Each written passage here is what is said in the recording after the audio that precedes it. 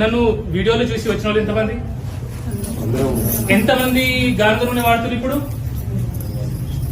Packet నూనెలు ఎంతమంది వాడుతున్నారు? ఇప్పటికీ ప్యాకెట్ నూనె వాడుతున్నారు. నేను చెప్పే లాభం ఏముందమ్మా? ఏం లాభం? నాకు ఇదేం పెద్ద లక్షల ఫాలోవర్స్ సారీ, ఎందుకంటే నాకు నా వాళ్ళు బయట తేడా లేదు. నీకు అర్థం కాదు. ఎవరైనా నన్ను నిజంగా ప్రేమిస్తే, నన్ను నా మాట మీద విలువ ఉంటే, అదేమంటేరా రేపటి నుంచి రిఫైన్డ్ ఆయిల్ బంద్ పెట్టండి. ఫస్ట్ రిఫైన్ నూనె వాడొద్దు మీరు ఎవరు కూడా. ఒకటి, చక్కెర వాడకండి, షుగర్ వాడకండి దయచేసి ప్లీజ్. మీకు చిన్న చిన్న పిల్లలు ఉన్నారు, ప్రేమిస్తారు కదా స్కూల్కి వెళ్ళే పిల్లలు.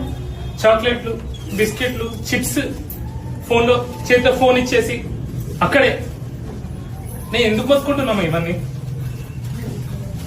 ఓకే, సో దయచేసి క్యాన్సర్ ఇలాంటి రోగాలు మనకు రావద్దంటే మళ్ళీ చెప్తా, నాకు సిగ్గు లేదు, మీకు బుద్ధి లేదు. చెప్పినా కూడా అదే చేస్తారు. ఓకే, గానుగ నూనె వాడండి, నెయ్యి వాడండి. ఓకే ప్లీజ్, రిఫైన్డ్ షుగర్స్ వాడకండి. ఓకే, ప్యాకెట్ నూనె వాడకండి.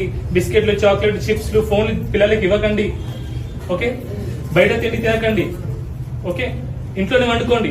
మన పిల్లల్ని ప్రేమిస్తాం కదా, ఇంటి తిండే పెట్టాలి కదా. ఓకే, ఇంకా దయచేసి ఒక 16 గంటలు ఏం తినకుండా ఉండండి. ఎప్పుడు తింటూ ఉండకండి. ఎప్పుడు తినడం కూడా పెద్ద రోగం.